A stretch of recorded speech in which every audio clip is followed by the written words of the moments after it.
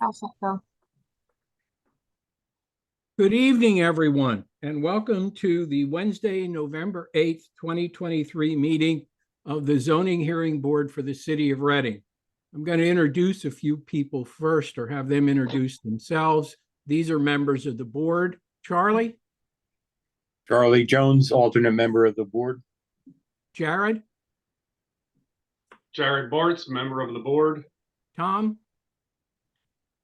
Tom Fox, member of the board. Jeff? Jeff Catone, member of the board. Phil Rubina, member of the board. Bill? Bill Harst, member of the board. Emily? Emily Diaz-Melendez, zoning office. Okay. Steve? Steve Price, solicitor to the board. Okay, thank you. All right, we have 4 decisions to render this evening. And the first is the appeal 2023-29. It was 125 Morgantown Road. Mr. Price. Is there a motion to deny the relief requested? I make the motion. I'll second. Is there a motion and a second? All in favor to deny, say aye. Aye. Aye. Aye. All Okay. opposed? Ayes have it. Application is denied. All right, the next is appeal 2023-30, 1400 Hill Road. Mr. Price. Is there a motion to approve the relief requested subject to conditions that will be set forth in the written decision? I'll make Second. the Who made that motion? I'll make the motion. I'll Or is second. there a sec- There's a second, a motion and a second. Any questions or comments? Hearing none, all in favor, say aye. Aye. Aye. Aye. All opposed? Ayes have it. Okay. The next is 2023-31, 242 Warren Street. Is there a motion to approve the relief requested subject to the conditions set forth in the written decision? So move. There's a second. Second. Motion and a second. Any questions or comments on the motion?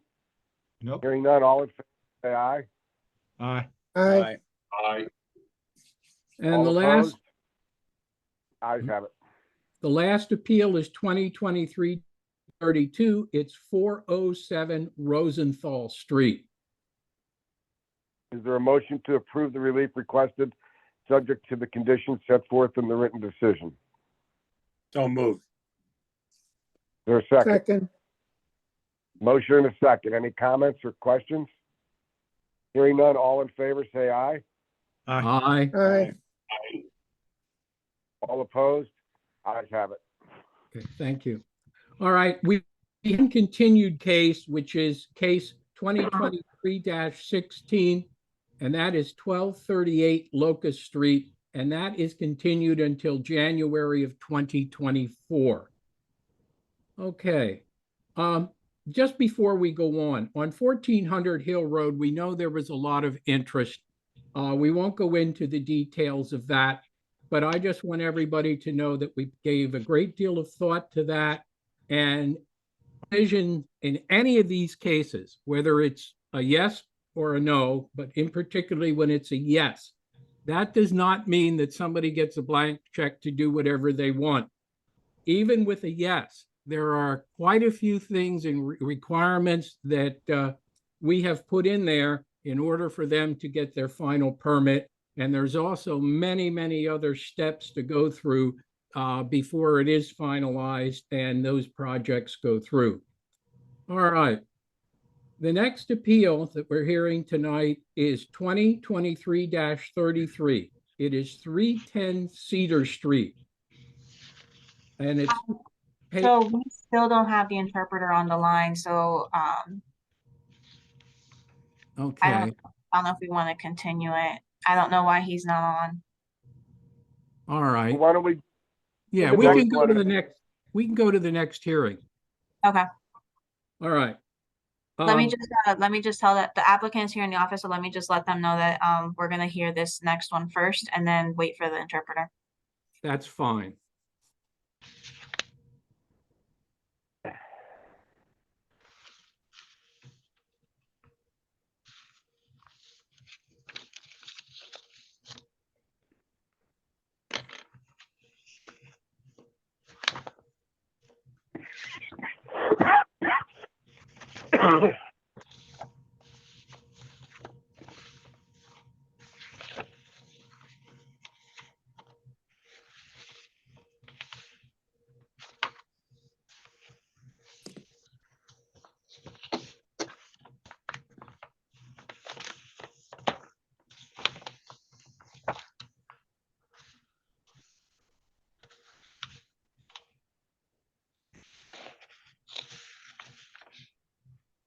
Okay, All right. We're going to hear Appeal 2023-34. And this involves a number of properties: 201 South 6th Street, 217 6th Street, 223 South 6th Street, 225 South 6th Street, 216 Plum Street, 218 Plum Street, 220 Plum Street, 222 Plum Street, 224 Plum Street, and 226 Plum Street. And it's HDC, Mid-Atlantic, and Landis Quality Living are seeking special exceptions for the adaptive reuse for elderly apartments and dimensional variances for mid-rise apartments. The subject properties are located in the R3 residential zone and the Prince Historic District. The owner of record of all of the properties is Pennsylvania Artist LP. All right, would you swear in our zoning officer, please? Do you swear the testimony about to give will be the truth, the whole truth, and nothing but the truth? I do. Has notice for this appeal given? Yes. Okay, Mr. Price. Thanks. I'll put some exhibits into the record. Exhibit number 1 is the notice. Exhibit number 2, proof of posting of the notice. Exhibit number 3 is proof of publication of the notice. Exhibit number 4 is the application, including all of its attachments. And exhibit number 5 is the zoning ordinance of the city of Reading as amended. Okay, and I believe that you are represented by counsel, is that correct? That is correct. With- Okay, I'll let you enter your appearance in a moment, and I'll just tell you what we'll do. Thank you. As each of your witnesses testifies, I will ask the board first if they have any questions, then I'll go to the zoning office, then I'll go to our attorney, and then anybody in the public who has any questions of that witness will go to them. At the end of the hearing, we allow people to testify for or against the appeal. So I just thought I would clear that up. So if you will enter your appearance, and then anybody that you're going to have testify, we'll swear them all in at the beginning, so we can just go from one to the next. Thank you. Thank you, and good evening, members of the board. My name is Rob Cronin. I'm an attorney at Nicholas and Hohenadel, and I would request to enter my appearance on behalf of the co-applicants with this application, HDC or Housing Development Corporation, Mid-Atlantic, and Landis Quality Living. Your address, please. My address is 212 North Queen Street, Lancaster, Pennsylvania, 17602. So, Okay, now whoever you're going to have testify, just let us know and she'll swear them in next. yes, with me this evening, I have from Landis Quality Living, Ed Kaminsky. From Housing Development Corporation, Mid-Atlantic, Claude Hicks. From Tippett Weaver Architects, Gary Weaver. And finally, from RGS Associates, Mark Hackenberg. And I would Great. request they all be sworn in. All right. All right, gentlemen, please raise your right hand. Do you swear the testimony about to give will be the truth, the whole truth, and nothing but the truth? We do. Thank you. Okay, you may proceed. Thank you. As the application was introduced, we're here this evening seeking a special exception for the adaptive reuse of the named parcels, the 10 parcels. With me this evening are representatives from each of the co-applicants, Landis Quality Living and Housing Development Corporation, Mid-Atlantic, who will testify briefly as to what they do and the vision that those two organizations have, particularly for these parcels with respect to its development as senior affordable housing and the reuse of the existing site. We also have with us the architect associated with the project, Gary Weaver, who's going to go into additional detail regarding the design of the site and incorporate additional testimony and exhibits through his testimony. And then finally, we have Mark Hackenberg, who will testify as to the layout of the property and the plans associated with the reuse of this property and the highlighting some of the reasonable modifications that we're requesting the zoning hearing board afford to my client in its development of this project. So I'd first like to call Ed Kaminsky. Ed, can you introduce yourself to the board and then provide us a background of Landis Quality Living and how it serves seniors? Yes, thank you, Rob, and good evening, ladies and gentlemen. I'm the director of Landis Quality Living. That's one of the affiliates of Landis Communities. Landis Communities actually started with Landis Homes, a retirement community that was built in 1964. We house and care for over 850 residents on our campus in Lititz, Pennsylvania. In addition to Landis Homes, we have 4 additional independent and personal care facilities in Lancaster County. That's Welsh Mountain Home, the personal care home, Mountain View Terrace, which is an affordable senior housing development, and then 2 in Lancaster City, one called Steeple View Lofts, an adaptive reuse of a former tobacco warehouse, and a newly developed Landis Place on King, which is a mixed-use, mixed-income with both affordable and middle market housing for older adults. Landis has over 600 team members serving adults. It is our business to both house and care for our older adults, and we look forward to expanding into Berks County with this project. Landis will be a 50% joint venture owner of this property with Housing Development Corporation Mid-Atlantic. And this is a minimum 40-year commitment to this property. And so it is a long-term commitment on both of our parts. Okay, thank you. All right. Does any board member have any questions of this gentleman? Not yet. Okay. Emily, any questions? No questions. Okay, Mr. Price, any questions? I have none. Anybody in the audience, any questions? All right. Thank you. I would move on and call Claude Hicks, the Senior Vice President of Real Estate Development for Housing Development Corporation Mid-Atlantic. Thanks, Rob. Thank you for this opportunity for us to present this to you for your consideration. HDC Mid-Atlantic is a 53-year-old affordable housing developer, property manager, and provider of resident services. We serve over 3,600 residents throughout our footprint of 72 properties, primarily in Pennsylvania, but also in Delaware and in Maryland. We are not only interested in this project, we are already owners and property managers in Reading and in Berks County. We have 3 properties that we own or manage in the city of Reading, and then we have a property in Berks County as well.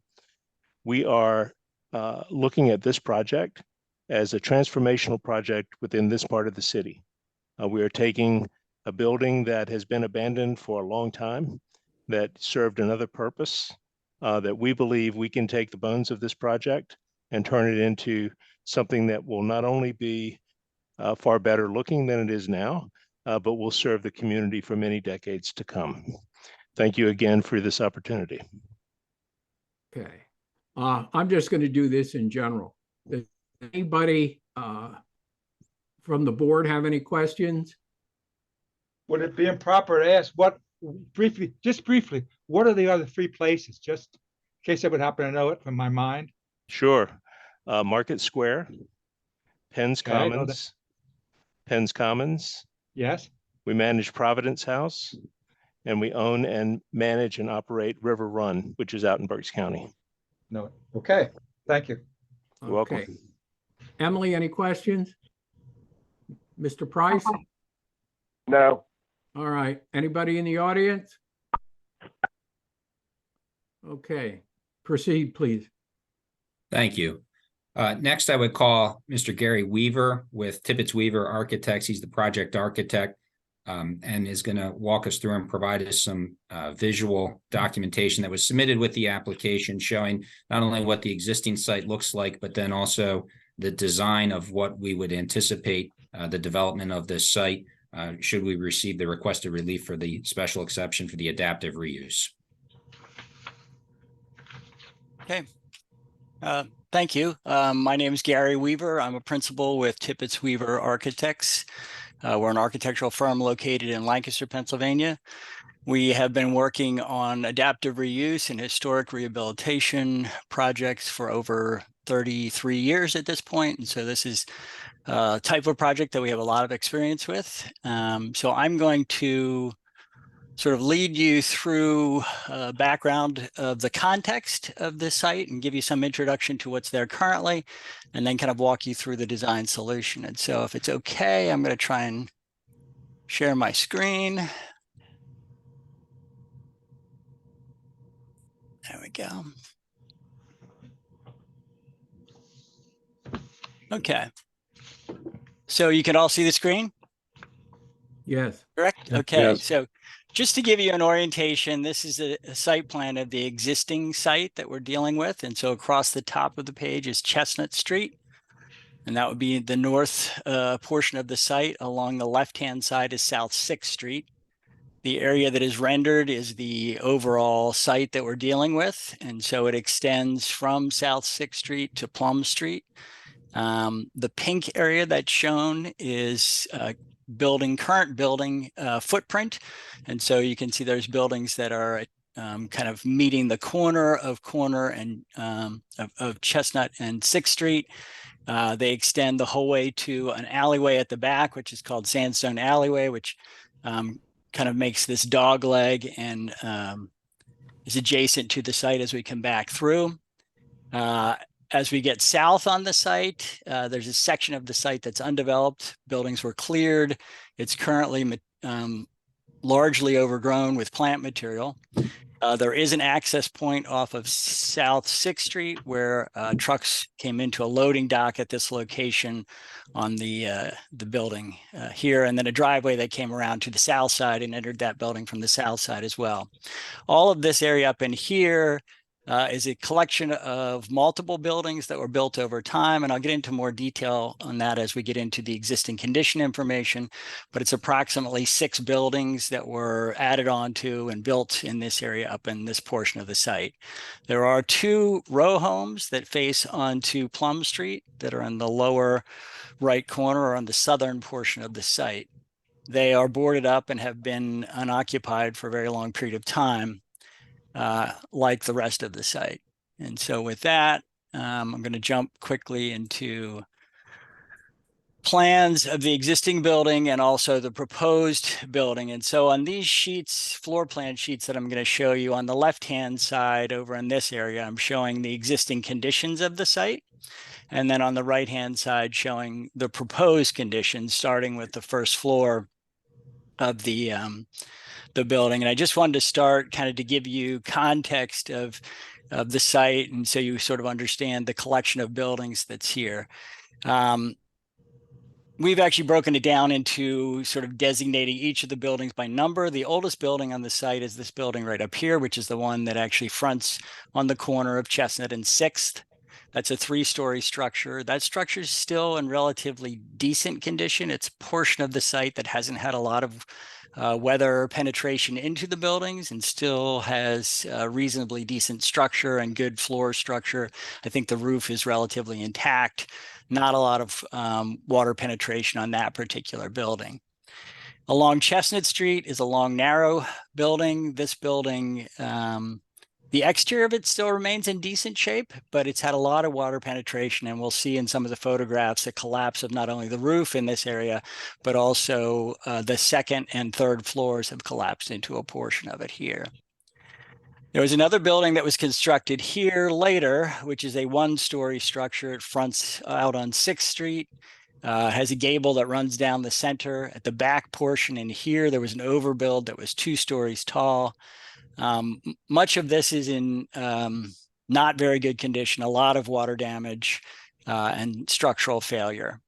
There was then later an infill that was built here between this sort of U-shaped collection of buildings. And so this was infilled with a 2-story structure back in here.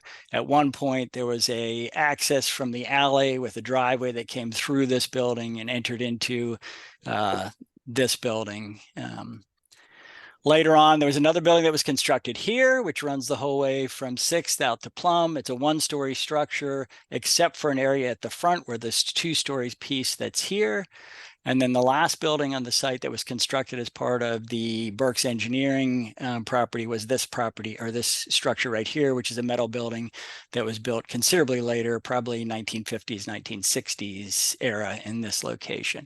The earliest building over in here, I think, was 1880s. And so, you know, as we've gone back through the Sanborn maps, everything sort of started in this corner and expanded out in this direction. There were townhouses that filled in back here. There were townhouses that filled in at this point at one point. Obviously, they have all been removed except for these 2 that are in this lower corner.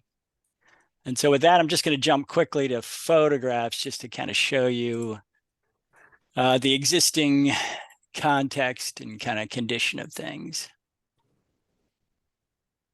So,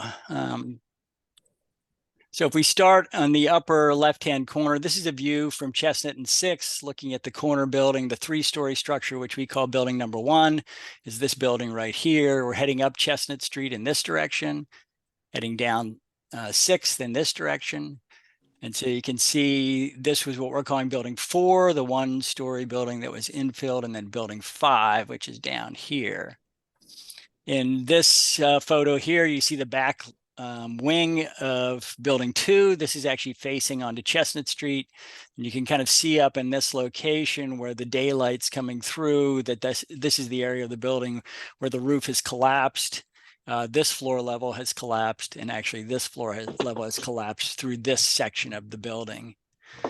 The next photograph over is on 6th Street. We're south on 6th Street looking north. And so this is building number 5.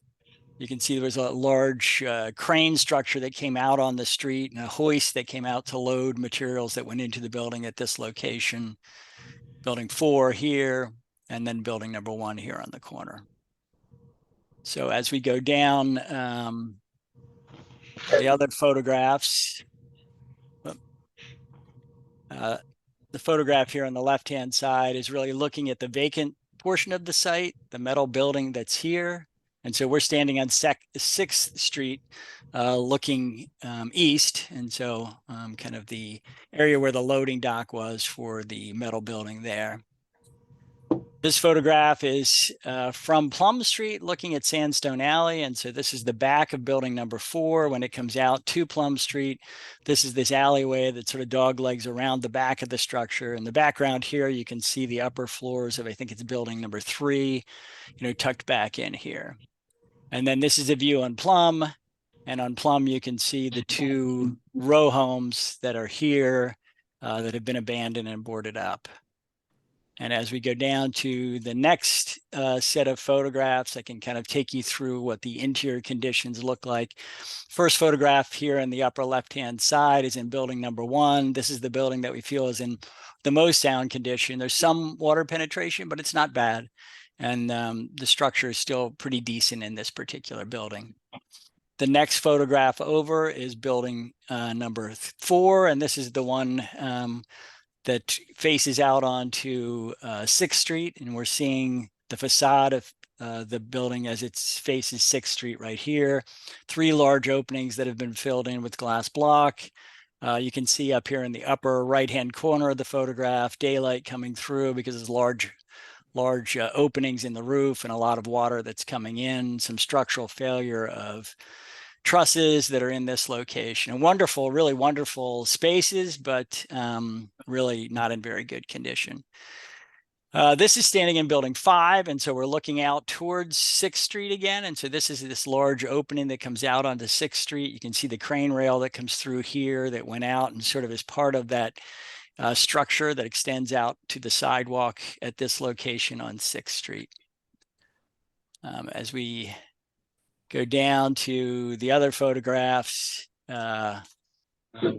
photograph on the left-hand side, which shows building number 4, and you can see, you know, the sort of damage that we have from water penetration in the ceiling of that building. And then this is the building that faces along Chestnut Street. So this is building number 2.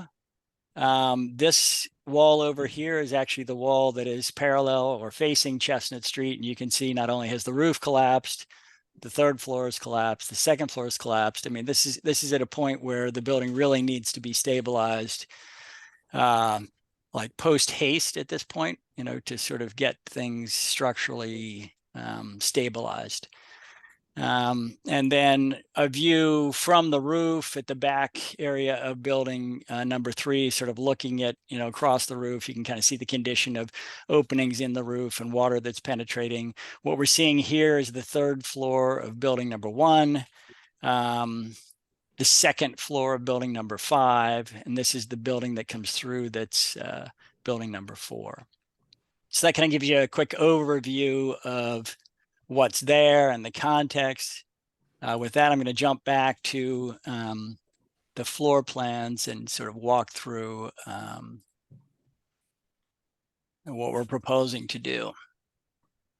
So on the plans, the existing condition plans on the left-hand side, the areas that we're showing in pink, highlighted in pink, are the portions of the existing building that we're going to maintain and try and reconstruct. And so building number 1, that's in decent shape. We feel like the structure is pretty good. We can maintain that. Building number 2, we're committed to essentially reconstructing that building, putting in new floors and new roof, stabilizing that structure, and reusing that portion. So we're maintaining the facade that runs along Chestnut Street, maintaining the front of building 4, and really the front portion of that, that we're then going to renovate and then add on to. And then building number 5, the 2-story section that's at the front, we would also be maintaining that. We are proposing to remove much of what's in the back here, the metal building at this location, portions of building number 5 that are collapsing back in here, the rear portion of building 4, and this infill structure that's back here as well. We are planning on maintaining a section of this wall. So there's a masonry wall that runs right up against the alley across the back here. We're planning on maintaining at least the 1st floor of that wall, which sort of makes the limits of our site. And then also this wall, that's the north wall of building 5, we're also planning on maintaining a portion of that, probably to 3 or 4 feet above grade, which will provide screening for a parking area that we're showing, taking this lower part of the site. And so when we jump over in here to show what we're proposing to do, within building 1, we're putting 3, so this is the 1st floor of building 1. We're proposing to put 3 units in there. 2 units that would be in this structure along Chestnut Street. And then this would be new construction that's constructed back in here to be sort of tucked in against the existing buildings that are here. We're circulating along the back of building 1 and coming through an existing elevator shaft and then getting a new double loaded corridor that comes back in here. We're cutting out the center portion of the site, which is right in here, and getting an interior courtyard space that all of these apartments would then open out onto, where we can get a sort of green space in the middle of the site. And then this would be new construction at this portion where we pick up some additional units. And on the 1st floor, the other programmatic items that we have, we're going to have a community space that takes the front of that 1-story building number 4 that has the 3 openings onto South 6th Street here. A laundry, central laundry facility, management and social service offices, parcel and mail area here.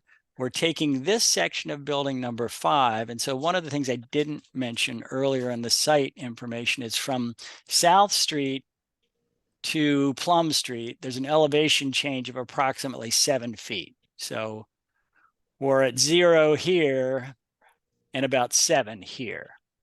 And what happens currently is you come into this building, you go up a set of steps, and so the first floor of this building, or all of these buildings, really is about 3 feet above sidewalk level right here. And when you get to the back of this existing building number 5, there's a door here currently that opens out onto Plum Street, and an elevation change from Plum Street to the first floor where you go down about 3.5 feet right here. So this site will slope from South 6th up to Plum as it does now. Will be regraded in this area, and we'll actually showing parking in this area, which I think Mark's going to talk more about parking layout and so forth. But what we plan to do with this portion of the building is really lower this section of the floor within the building so we can get in from the sidewalk at a 0 clearance entry, come into an elevator bank in here, and be able to make up a half level to get up to the first floor level. We'll also have a set of stairs that are in here that make up that elevation change right here in the corner of the building.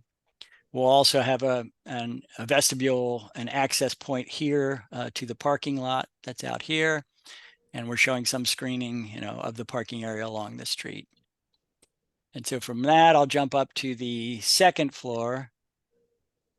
And so what happens on the second floor is, since we have most of the amenity spaces on the first floor, on the second floor, we're really doing housing that is double loaded around this corridor, essentially a U-shaped building that takes advantage of the existing structures that are here.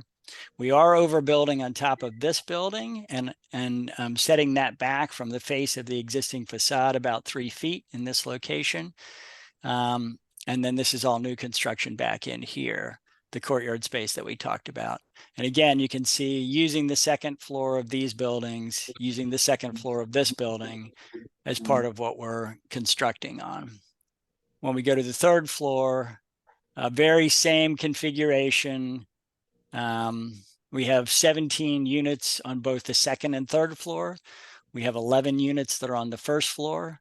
They're predominantly 1-bedroom units. I think our overall count right now is 51 units, with 45 of them being 1-bedroom and 6 of them being 2-bedroom units. They all exceed the requirements of the zoning ordinance. I think our 1-bedrooms average between 630 and 780 square feet. Our 2-bedrooms are averaging between 840 and 940 square feet. So, and then we are proposing that we may construct up to a 4th floor level for some portion of this. And so that's actually set back from the facade to a point back here. We have the elevator running up to that point. We're showing 6 more units that may be built in this location, and then access to a central stair that comes down into the courtyard space here. And so with that, I'm going to just kind of take you quickly through some initial studies on what we think the project will look like as far as an architectural solution. So obviously this is South 6th Street along here, building number 1 that's on the corner. We see the work on this building being a lot of masonry restoration work, new windows throughout, really trying to restore the facade of this building on both 6th and Chestnut. And so you can see the Chestnut Street elevation down here. So these elevations looking much like what they would have looked like historically. We're keeping the facades of building 4 and building 5. And as we talked about in this location where we have this sort of crane structure that comes out of the building right here, we're cutting that out, that opening. So we got our main entrance off of South 6th Street at that location. You can see on the side here, we also have this vestibule that comes out to the parking area. We are overbuilding on the back portion of the site. And so here you can see we have 2 stories set back from this facade where we're building in here, and then set back from this facade at building 5. We have 1 story there. And then the 4th floor that we talked about is this area that's back in here. And then the next view that we have is looking at the south elevation. So this would be from the parking lot area. From the parking lot area, looking at the south side of the building. And so the masonry portion of building number 5, we're maintaining here. The overbuild on top of that is this location. And then the 3 stories of housing here, and then a top floor at this location. At this location, then we're showing where the elevator shaft comes up through. And so we have a penthouse for the elevator shaft that's in this location. We did a quick conceptual study, from the corner of Chestnut and 6 to kind of get some sense of what the building might look like, in an early study. And then the next sheet takes you through sort of massing studies to try and better understand exactly how the new construction's fitting in. So this is building number 1 sitting on the corner. Building 2 that extends along Chestnut, you can see they're being maintained much as their mass currently exists. Building 4, building 5, and then the construction behind that of new construction. And then where we hit the top floor is tucked back in here. And then 2 more views that sort of show, whoops, sorry about that. 2 more views that show from 6th Street looking south, the overbuild that's back here, and then from 6th Street looking north, the main entry piece that's here, and a vestibule entry that's here as well. One of the things I know we included in our list was the exceeding the height. And I think I just wanted to quickly look at these elevations. And I think since we've gone back through and done a little more investigation of the elevations and the height that we have, I think we feel like this is something that we feel comfortable in withdrawing. We're currently showing 56 feet or 59 feet 6 inches from the lowest point of the site, which is really at the point where we come out to South 6th Street to the top of a 4th floor. That dimension currently is shown at 59 feet 6 inches, so less than 60 feet. The only thing that exceeds that would be penthouse for elevator. We may have some mechanical screens and things like that that are up on the roof. There would be no accessible or inhabitable space up there. And so as we understand the zoning ordinance, the height is really determined to this point as opposed to this point up above.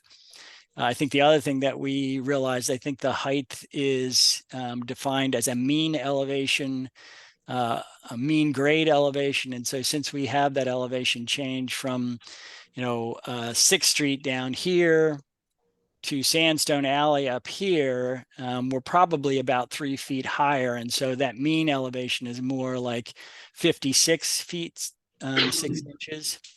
And so I think we feel comfortable that unless we're interpreting that height definition incorrectly, that we're fine with the height that we're showing, and we don't need that variance for exceeding the height. And that's what I had to show and talk about. I'm happy to answer any questions on any of this, and I can scroll through, any portions of it that, you have questions on. Okay. Maybe if you can put all of us back on the screen again for a moment, Emily. Do I have any board members that have any questions of Mr. Weaver? Just a brief reaction. Just describe the exterior skin, if you will. Sort of, I'm getting a sort of a historical perspective. I'm enjoying this. Brickwork. What is the exterior skin work? Sorry, 1 second. Phil, did you want Mr. Weaver to stop sharing? Do you want me to stop sharing, or do you want me to continue to? No, that's okay. Just leave that up like that and see if we can answer his question. That'll be fine. Okay. Yeah, so as far as exterior materials, we are preserving all the historic masonry. And so all of the masonry that faces the street will be, we'll do masonry restoration, new windows in all those portions of the building. We are thinking of these areas up above that are overbuilt, going to a different material and being, clearly designated as a addition to the historic building. I think we're thinking of some of these areas up in here, maybe as a metal siding, which is reminiscent of some of the industrial materials that are used on the site currently. So we're thinking, those upper levels might include some metal siding. We did want to differentiate the bays of the building. So this is really one bay.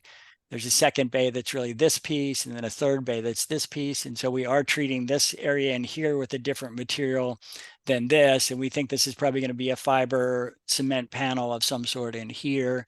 Again, something that recedes somewhat from the historical facades, and really wanting the historical facades to read as the primary elevation. And then as we turn the corner, again, masonry largely at the front of the building. Some metal siding that's shown up above, and then in these areas, this may end up being more of a stucco or something like that on that elevation. Thank you very much. Any other board members have any questions? Just sing out, please. Okay, Emily, any questions? I do have a couple questions. Not sure if this would be for Mr. Weaver or for someone else. But what would the average rent for the apartment be, and why is there a dedicated office for social services? Okay, that would not be a question that I should probably answer, but that's probably a question for maybe Claude or Ed. Okay. That was just what I was going to suggest. If we could direct that question to either Claude or Ed, whichever one of you would feel most comfortable providing a response to the affordability nature of this project, and then also the need for the social service office. So this is a senior property, but it is a senior affordable property. Rents will be between 20% and 60% of AMI. We haven't finalized what the final rents will be because we are waiting the market study, but we suspect that they're going to be somewhere between $300 to $800, maybe a little bit higher. There is a community space because we utilize the tax credit program. We sell tax credits to generate equity. This is a private partnership, but to do that, one of the stipulations of the tax credits is that we provide sufficient community space for the residents who are there. We want to make sure that, number one, they have an area in which they can meet and congregate, especially for seniors. We have found that being together and doing things together is an extremely important part of their lives. But also, we want sufficient space for resident services, advisors, and consultants that they can provide some services in private to seniors who may live there. Thank you. You're welcome. Okay, Mr. Price, any questions? I have none. All right, anybody in the audience have any questions? Just questions. Okay. ¿Alguien en la audiencia tiene alguna pregunta? Solamente preguntas. Sorry, we do have the interpreter on. Okay. All right, continue. Thank you. Next, I would call Mark Hackenberg from RGS Associates. Mark would provide testimony and walk us through specifically the layout of the site, focusing on some of the specific requests or relief or modifications that we're requesting from the zoning hearing board this evening, as well as touching on the criteria as to how we believe that this fits the criteria for the special exception under the zoning ordinance. So, Mr. Hackenberg. Sure. I'm going to share the wrong screen. Bear with me here 1 second.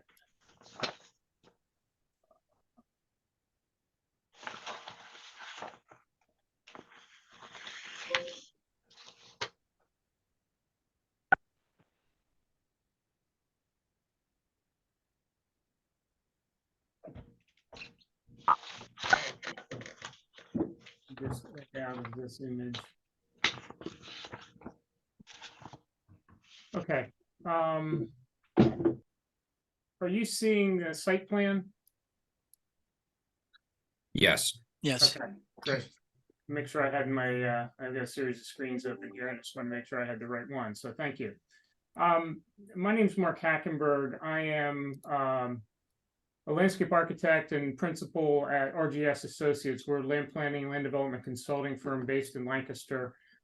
We've done several decades worth of work with Landis Quality Living, a handful of projects with HTC, and are looking forward to participating in this particular site. What I want to spend a little bit of time with you on is the application, the specifics of the application, and in particular, the site itself, because related to this adaptive reuse are some modifications that the ordinance affords adaptive reuse applications to consider elements of relief. So what I'm going to talk about is mostly the topics related to the special exception criteria and the application that was filed for this project. So the application was originally filed on November 1st. On November 8th, we supplemented the application with a little more detail. The reason for that supplemental information was that we had in fact obtained a site survey between the time of the original application. So we updated the degrees of relief, the amounts of lot coverage, the amounts of building coverage based on physical and actual conditions that were encountered on the property. I won't go into detail. Gary shared a fair amount of information regarding the existing site. This is basically a copy of the survey with color added to it to represent the existing conditions on the property. So this is a 1.023 acre parcel. Gary gave you a good lay of the land as far as what surrounds this particular property, and I think you have a general sense of understanding of the details of the overall property. This particular image is the site plan. This was an image that was filed with the application, and it is in fact the same information. It just has an aerial photograph laid in behind it and some color added to it so we could begin to articulate the various uses that are proposed on the black and white plan that was filed with the application. So this 1.23 acre property, the building represents, represented in white, identifies the masses of the structures that Gary had just reviewed regarding this property. The proposed parking is represented here in the gray tones. This is a 52-car parking lot. I will say that the proposed parking does in fact exceed the parking requirements that are established by the city's zoning regulations. The parking that's proposed is more programmatic in nature in that we're proposing approximately one space per residence, as well as providing additional space for the occasional agency representative or occasional maintenance services that may be necessary. So there are 51 residential living units proposed. There are 52 parking spaces proposed, generally a 1-to-1 ratio. The parking that's required, I'll draw your attention to it down here in the lower right-hand corner of this particular image. There are 1.5 spaces per 10 units. This is the zoning requirement for mid-rise apartment parking. And that requirement is 1.5 spaces per 10 units and 1 space for each 2 employees. Based on our programmatic needs, 9 total parking spaces would be required. I had indicated that operationally, Landis and HDC believe that the 52 programmatic parking spaces is what's appropriate and right for their ability to lease this facility. So we are requesting consideration of impervious coverage relief related to meeting the parking demand associated with the use. So that is one area of relief, and I'll get to the details of that in a moment. I'll just introduce you to the various areas of relief, and we'll talk through some of the specifics that are coming into play. We are proposing a singular point of access off of South 6th Street. There is, as Gary had mentioned, there is a single point of access that occurs approximately in this location.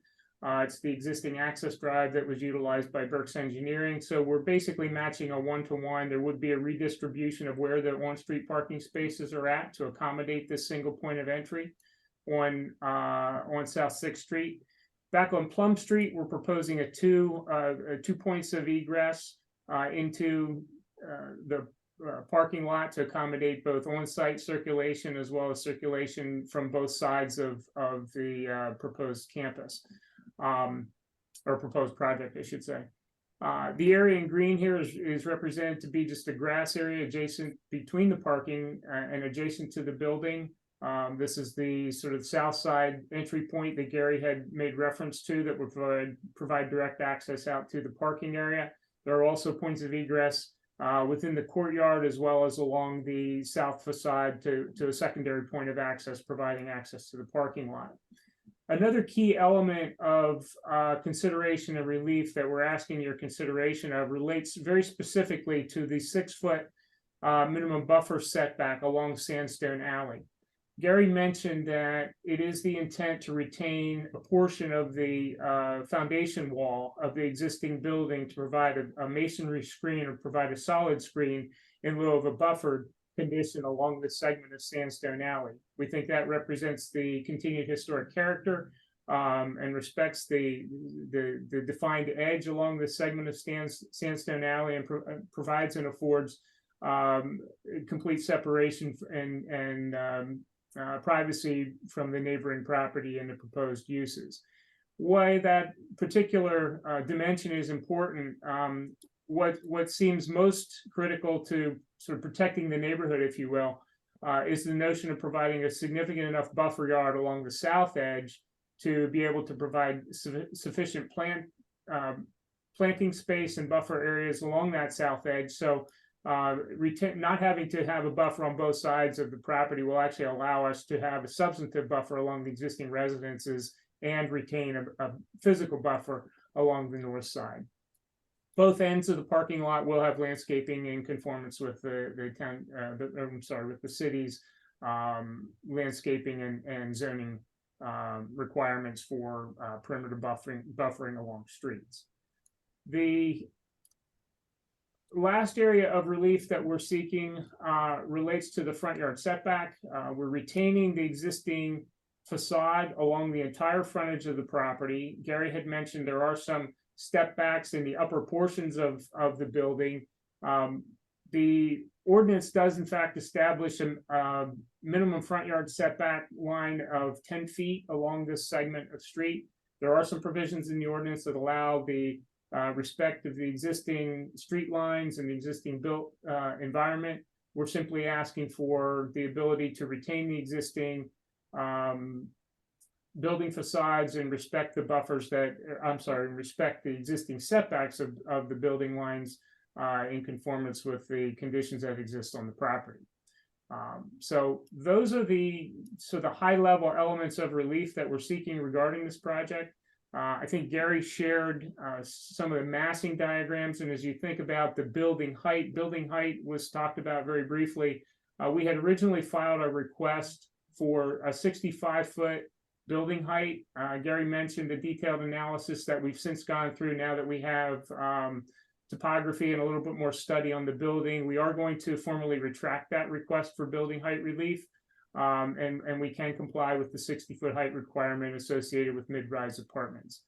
I will say from a character standpoint, if you think of the mass of this building and the Reading Foundry and Supply Building and some of the adjacencies that exist in this segment of East Reading, from a building scale and mass standpoint, we're generally respecting the 3-foot building height along all of the facades. The step back of the built structure is clearly occurring to respect that historic character of the neighborhood, and the only segment where we would still be under the 60-foot height but would go to a 4th story would largely be in this sort of open corridor of the neighborhood where you would have parking adjacent and no structures immediately adjacent. So the 4-story element would simply only occur on this portion should the project pro formas support that 4th story. So we're asking for that at this point in time to allow up to that 4th story and up to 51 units to be constructed on this site, and there's still more planning to occur, but that is in fact the request that's before the zoning hearing board at this point in time. If you'd like me to go through the details of each of the areas of relief, I certainly can, but I'll leave that to you, Mr. Chairman. I think you've kind of made this very clear, but I will again, any board members have any questions? Do you want any more detail or do you have any questions of what already's been given? Okay. Just here- real quick, am I understanding it correct that you would like to have the amount of parking that you are planning in order to facilitate a later use that would not have such a minimal amount of parking required? No, we're planning the project for the 51 units. For up to 51 units, let me put it that way. This is still, and maybe Ed or Claude could share the specifics around pro forma and what you're thinking about relative to the ability to build that fourth story. If we wouldn't build the full 51 units, we would probably scale the parking accordingly. Okay. All right. Any other board member have a question? Emily? Question? Just a question, and anyone can answer this. Has anyone been in contact with our historic preservation specialist? Just because any external changes, even like the demolitions and everything is going to require HARB review. Yeah, this is Gary Weaver. I can respond to that. We had a meeting with Amy Johnson earlier this week or last week, I can't recall, but sort of walked her through the conceptual approach on where we're headed and what we have planned for the project. We suggested that we would like to get in front of HARB to get a conceptual review for the project as opposed to waiting further into the project. And so we are planning on getting in front of HARB to review the initial conceptual ideas for this project in December. Okay, great. Okay. Mr. Price, question. I have no questions. All right. Anybody in the audience, a question? ¿Alguien en la audiencia tiene alguna pregunta? All right. Hearing none, can please. Thank you. And- I'm sorry. Don't Is know there- if I heard anybody saying something. You're okay. Okay. So with that, we would conclude our presentation with respect to the adaptive reuse special exception request that's presently before the zoning hearing board this evening. We would request that the exhibits that were part of the application again be made part of the record here this evening. And if there are any additional questions, we're more than happy to answer them. As both the co-applicants are very excited and motivated for this project and how it fits squarely within their respective missions to develop affordable housing and senior housing, and are excited to bring it to this location here in Reading. I just have a couple of general questions, and I don't really care who answers them. Certainly. Will you people have some sort of a security system within that building, like a card entry system or, visual monitoring or anything like that? We will. We have not only a security system for the entry in the building and on every entry within the building, but then we will have cameras both externally and internally to provide maximum security for our residents. Okay. Are you planning to use controlled parking lot? And the reason I asked that question is parking spaces are a premium in the city, and don't ever be surprised if you wind up with uninvited guests in your parking lot. So that's why I bring that up. Well, we will clearly consider that and try and figure out how we not only do that, but we maintain the perspective of the community as well and the historic nature of the building. And But I hear you loud and clear. Okay, thank you. One last question, and this is a bit picky, but where are you planning to deal with the trash and garbage that are generated by this project? I mean, you did a great job of laying that out and so forth, but that's also another issue of these types of things getting out of control, winding up on sidewalks and types of places. So You may not have that detail worked out yet, and if you don't, that's fine, but it's something that you would probably need to attend to. Yeah, I could just briefly respond to that by saying, obviously trash collection and, getting it out of the building is a problem for all these projects. And so we do have a trash and recycling room designated on each floor currently. We are not clear on whether we'll have a chute or not in this building yet, but we might. That comes down to a location on the first floor where we have a maintenance and trash and recycling room that's on the first floor elevation and then opens out onto the parking lot. So we have thought about that, and we do have a way of getting in and removing trash and dealing with that. Yeah. Right Okay, in this thank you. location right here, correct, Gary? Excuse me? Sorry, get It's right in there. That's correct. this, Yeah. this Yep. location right here. Yep. That's Oh, correct. Okay, thank you. All right, now, is there anybody in the audience who has any last questions of any of these people? ¿Hay alguien en la audiencia que tiene alguna pregunta de último minuto para alguna de estas personas? All right, hearing none. Now we'll come to the part of the appeal. Looks like Mr. Tom is Chairman, is Tom asking has a a question. Chairman Tom looks like he's raising his hand. Wait a minute. Yeah. Oh, I got three people talking. Does somebody have a question? I believe Let- Tom does. Huh? Muted. Oh, Tom? You're muted, Tom.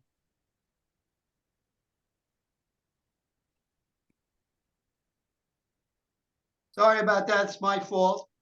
I do have one question. I'm confused about the ownership. Is Pennsylvania Artists going to continue be the owner of the property? No, no, they are not. They are the seller. Thank you. Okay. That's it. You're welcome. All right, thank you. All right, now, if anybody in the audience would like to testify against the granting of the application, now is your chance to speak. You need to be sworn in. You need to give your name and address, and you need to have legal standing. And very simply and very distinctly, what are your reasons that you're opposed to it? And that's it. ¿Alguien en la audiencia tiene alguna oposición o se opone por alguna razón específica a que se apruebe esta solicitud? Si es así, va a tener que ser juramentado primero. Además, tiene que dar una razón bien clara, bien específica en cuanto a por qué se opone. Okay, I don't see anybody. If anybody would like to speak for the granting of this application, now is your chance. Same thing, give your name, your address, make sure you have standing, and state your reasons that you would support this project. ¿Alguien en la audiencia quiere dar un comentario en cuanto a por qué sí apoya este proyecto para que se apruebe? Y lo mismo, va a tener que dar su nombre, va a tener que dar quién es usted, por qué quiere comentar y decir, dar su declaración entonces. Va a tener que ser juramentada. Okay. Mr. Chairman, if I may, I can be Yes, you sworn want to in. give us your name and your address and your standing with the city, and then we'll swear you in. Go ahead. My name is Jamal Abudalu. I am the Director of Community Development for the City of Reading. And my work address is 815 Washington Street. All right, please raise your right hand. Do you swear this testimony about to give will be the truth, the whole truth, and nothing but the truth? I do. Thank you. Okay, proceed. Mr. Chairman, thank you very much for giving me the opportunity to speak on behalf of this project and in favor of this project.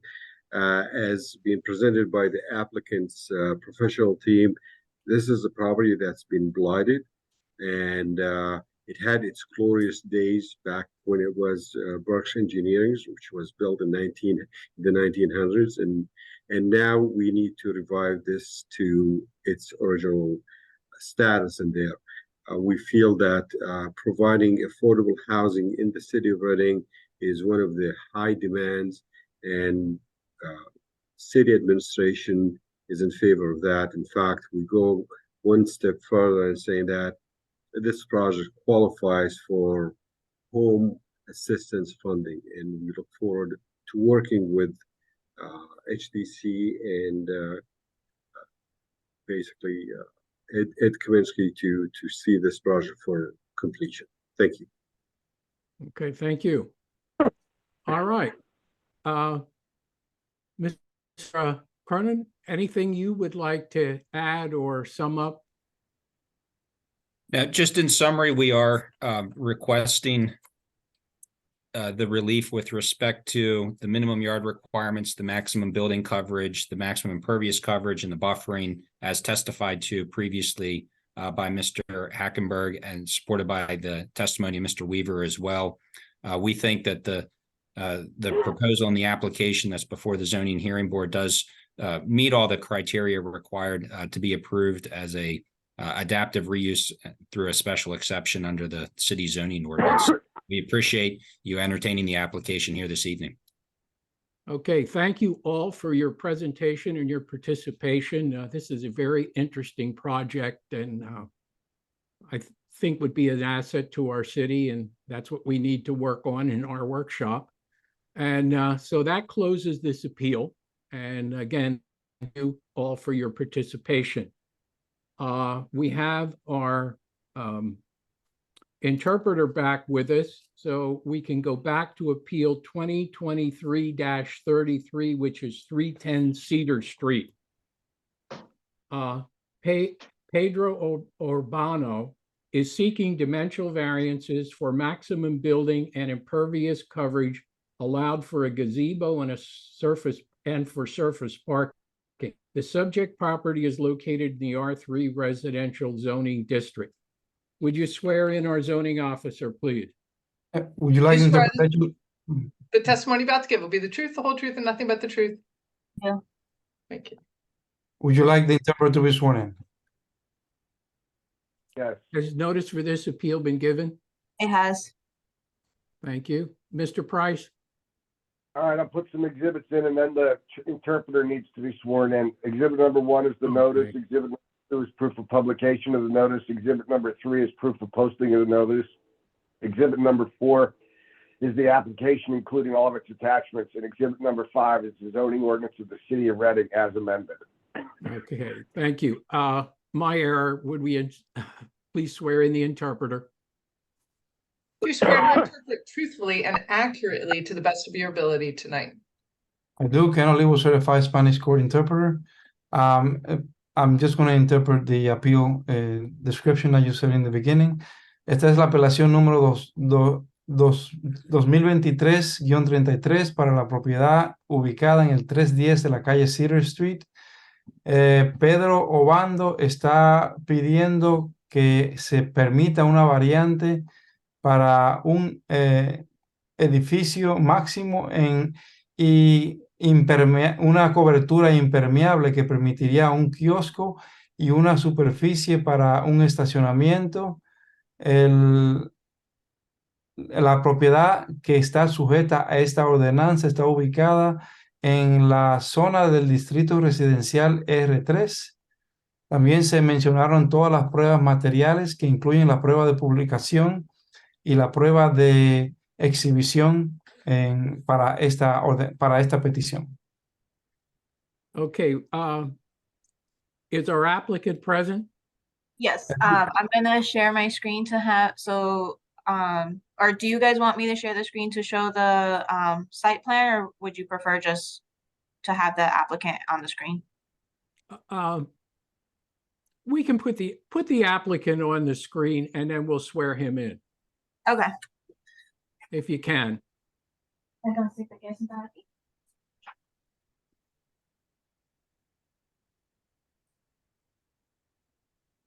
Okay, would you swear in the applicant, please? Vamos a juramentar al solicitante, por favor. Levante su mano derecha. Do you swear the testimony about to give will be the truth, the whole truth, and nothing but the truth? ¿Usted jura de que la declaración que va a presentar ahora será la verdad, toda la verdad y nada más que la verdad? Sí. Yes. Okay, thank you. Emily, you can come back into your chair now. I just wanted to make sure that was on the record. Okay. Okay. Okay. I don't think he's represented by counsel, is he? No. Usted no es representado por un abogado, ¿verdad? No. Okay. My first question is, you submitted some pictures of the area that we're talking about, and those pictures reflect the property as you bought it. In other words, did you just buy that property? Mi primera pregunta es, usted presentó algunas fotos que, como las recibimos, mi pregunta realmente es, ¿usted compró esa propiedad como se muestra en las fotos? Sí, Yes. lo compré en junio del año pasado. I purchased it in June of last year. Okay. The materials that are there was a vehicle, a gazebo, and a significant amount of debris. Was that there when he bought it, or do those things belong to him? Los artículos que se veían ahí, un vehículo, un kiosco y una cantidad considerable de basura. ¿Esas cosas estaban ahí ya cuando usted la compró o, No. o le pertenecen a usted? Sí. No, they were not there. Yes, they belong to me. Okay. All right. He wanted to explain something, sorry. Si quieres. Sí, bueno, con respecto al gazebo, cuando me lo vendieron, solamente estaba prácticamente el armazón, digamos, en un 60% del armazón. When regarding the gazebo, that was sold to me, and it was originally only the 60% of the structure of it. Y con respecto al área del parqueadero, estaba totalmente lleno de plantas a una altura más o menos de 1 metro, 1,5 metros. And regarding the parking space, it was full of plants or vegetation about as high as 1 meter or 1.5 meters high. Cuando yo lo compré, todavía no nos habíamos mudado con mi familia. Hemos estado viajando a otro estado donde radicábamos anteriormente. When I purchased it, we were not living there yet with my family. We had been traveling from another state where we were residing at. Y recién nos hemos mudado totalmente hace en julio de este año. And we recently completely moved in July of this year. Okay. All right. I think he's answered my question. I'm satisfied with that. Okay, creo que ya respondió mi pregunta. Estoy satisfecho con eso. All right. This is a question for the zoning officer. Yes. Really, the only issue here is that if he reduced his parking pad to 9 feet by 18 feet, the standard for the city, that would bring down his impervious coverage, which now exceeds that number, the appropriate number. That would reduce that by almost 10% from about 95 to about 82%. Is that correct? Correct. Mi pregunta para la oficial de zonificación es si él reduce el espacio del estacionamiento, que es 9 por 18, lo mínimo como exige la ciudad, entonces eso haría que la parte impermeable se redujera como 10%, como de 92 a 83%. ¿Eso es correcto? Sí. Okay. Any other members of the board have any questions of this applicant? ¿Algún otro miembro del comité tiene alguna pregunta para este solicitante? None? Emily, do you have any questions? ¿Ninguna? Emily, ¿tiene preguntas? No, ninguna. Mr. Price? I don't have any questions. Okay. Price, ninguna Um, pregunta. Ask the applicant if he were willing to reduce his parking spot to 9 feet by 18 feet, which would reduce his impervious coverage. Would he be agreeable to that and follow that if we were to grant the application? Señor, si usted, si se le pediría que redujera la parte del estacionamiento, que el área del estacionamiento, I'm sorry, what was the numbers, the reduction number you said again? If he wants 11 by 30, we want him to reduce it to 9 by 18, which takes down his impervious coverage from 95 to 82%. Ok, usted quiere un área de estacionamiento de hasta 30 pies, pero si le pedimos que la reduzca de 9 a 18, que también reduciría la parte impermeable a 10% menos, y si nosotros le pediríamos eso, ¿usted estaría dispuesto a hacer eso? Sí, lo que yo tengo aquí es Sí, if you want to translate that way, it's on the record. Eso es lo que están diciendo, porque lo que tú pusiste aquí es 11 por 30 y lo que ellos están diciendo es reducir de 11 por 30 a 9 por 18.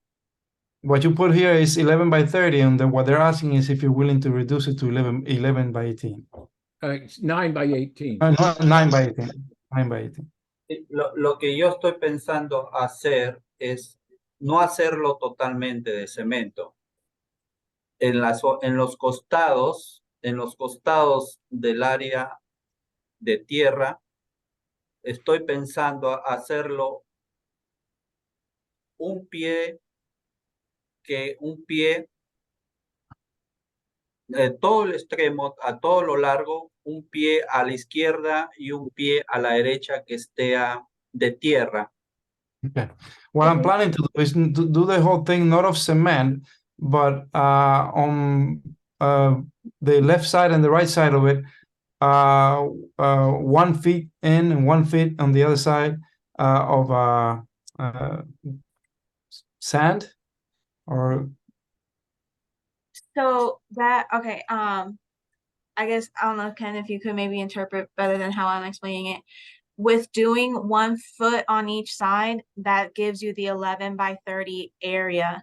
And so what we're asking is if he would be okay with reducing it further instead of what he's asking for it to be 9 by 18.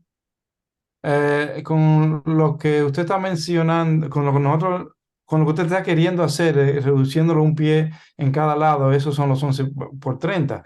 Lo que le estamos pidiendo es preguntando si usted está dispuesto a reducirlo a 9 por 18.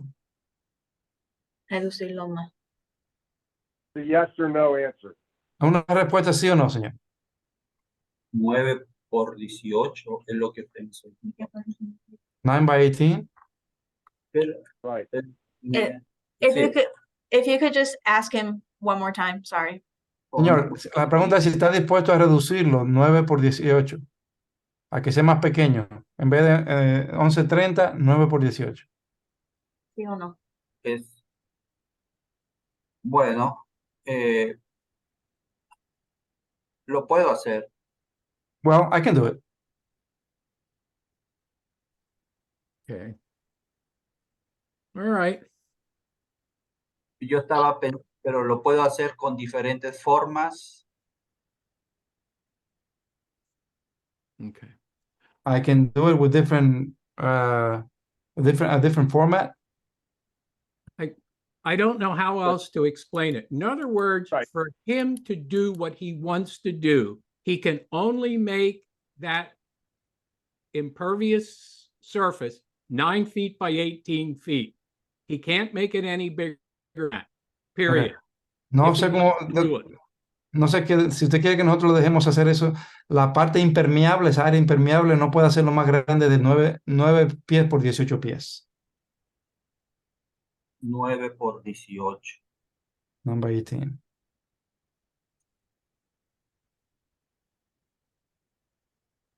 What was his reply? ¿Cuál es su? He said nine. He was just repeating what Ken had said. His reply was 9 by 18. Yes. Okay. Okay. ¿Está bien? All right. Anybody in the audience have any questions of this gentleman? ¿Alguien en la audiencia tiene alguna pregunta para este caballero? Anybody wish to testify for granting the application? ¿Alguien quiere declarar para que se apruebe la solicitud? Anybody wish to testify against granting the application? ¿Alguien quiere declarar en contra de la solicitud? Okay, hearing none. And if nobody has anything else to offer, we'll close this appeal. We'll issue a decision for this appeal and also for the other project at our December meeting, which is the second Wednesday of the month. Ok, entonces no he escuchado ninguna respuesta. Vamos a emitir nuestra decisión para esta apelación y la apelación anterior. I'm sorry, which meeting of the month? Second Wednesday of the month. El segundo miércoles del mes. And you need not be here. The decision will be mailed to you.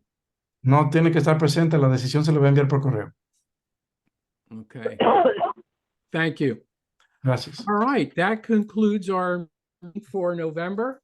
We hope that all of you have a great Thanksgiving, however you celebrate that holiday, and we will see you in December. And again, thanks to all of you for your participation. And Mr. Price, we'll let that up to you to set up a workshop at your convenience. All right, thank you, Mr. Chairman. Okay, so good night, evening to gentlemen. all of you. Thank Good you, night. everybody. Good night. Thank you, everybody.